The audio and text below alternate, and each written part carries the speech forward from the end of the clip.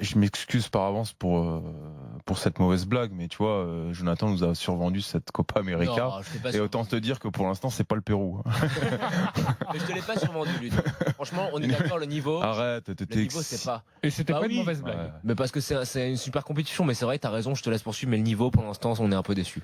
Non, tu parles que cette équipe du Pérou, elle est difficile à manœuvrer. Oui, si tu prends le Pérou que l'on a entreaperçu lors de la dernière Coupe du Monde, ou contre la France, ils avaient été vaillants, plutôt doués techniquement, accrocheurs. J'ai pas retrouvé cette équipe ce soir, complètement dépassée, pas à l'aise physiquement, aucun impact, aucun pressing. Le Brésil a déroulé, c'était un match d'entraînement. Et c'est pour ça que j'ai du mal à savoir si le vrai niveau du Brésil sur ces phases de poule. Le seul match, moi, qui me donne quelques confirmations, c'est le match contre le Venezuela, qui est une équipe à l'inverse du Pérou, qui justement est en train de progresser.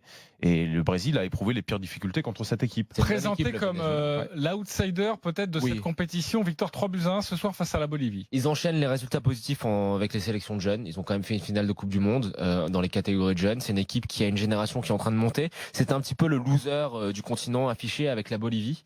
Mais il y a eu un fort travail de la fédération qui a restructuré le fonctionnement de ces équipes de jeunes, de ces sélections. Et là, très franchement, tu as une génération qui s'avance, vénézuélienne, qui est très intéressante. Alors après, pour répondre un peu à Ludo, c'est vrai que le Pérou ce soir était totalement à la rue, mais c'est quand même, j'insiste sur les matchs que j'ai pu voir d'eux depuis la Coupe du Monde, c'est quand même une sélection qui est sérieuse. Alors c'est une sélection qui est peut-être un brin vieillissante, c'est le même socle, hein, les Araujo, les Tapia, les Yotun, les Trauco, c'est les mêmes joueurs qui commencent à prendre de l'âge, mais on peut dire ce qu'on veut du Pérou, mais c'est en mettre 5. C'est quand même difficile. C'est une équipe qui prend très rarement des balises de but. À leur décharge, ils ont joué sans gardien ce soir. Donc, à partir du moment. Alors, il leur arrête le péno. Mais arrête tes conneries. À 5-0. C'est un moindre mal. Et c'est surprenant parce que c'est pas non plus un mauvais gardien. C'est quand même, là, il est passé totalement au travers. Donc voilà. Écoute, le Pérou sort un petit peu sans gloire de cette Copa América alors qu'on pouvait peut-être en faire un outsider. Là, ça sera le Brésil qui passe largement premier mérité.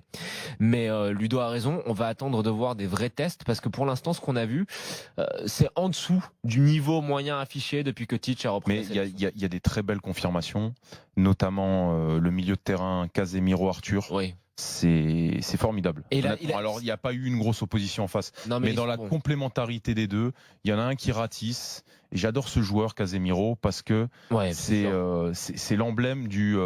Voilà, qui est dans le.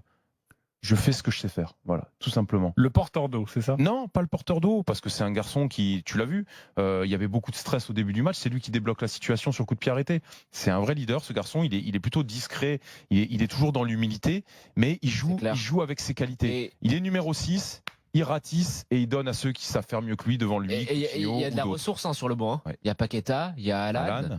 Il y a quand même, tu vois, ils ont un banc qui est assez impressionnant. Est-ce que, bon, moi, ce que je remarque sur ce Brésil-là depuis le début de cette Copa América, c'est que même s'ils sont pas encore au niveau qui peut être le leur, on a quand même vu des joueurs, voilà, quand même assurés. Everton qui joue ce soir, qui a été bon, Willian qui rentre, qui est bon aussi. Coutinho a été excellent. Coutinho qui avait fait un premier match où il avait certes pas été non plus régulier sur les 90 minutes, mais qui avait été décisif ce soir encore. Il est bon, alors qu'il a fait une saison quand même où il était en dessous de tout, Coutinho. Donc il y a quand même des motifs d'espérance, contrairement à d'autres sélections. Et là, ne regardez pas l'Argentine, mais contrairement à l'Argentine par exemple, où tu te dis, il y a de quoi mieux faire. Et je pense que le pire ennemi du Brésil, ça va être cette pression qui est inhérente au fait de jouer, cette Copa América à domicile. Mais c'est, comme on le disait en début de compétition, le favori, le grand favori.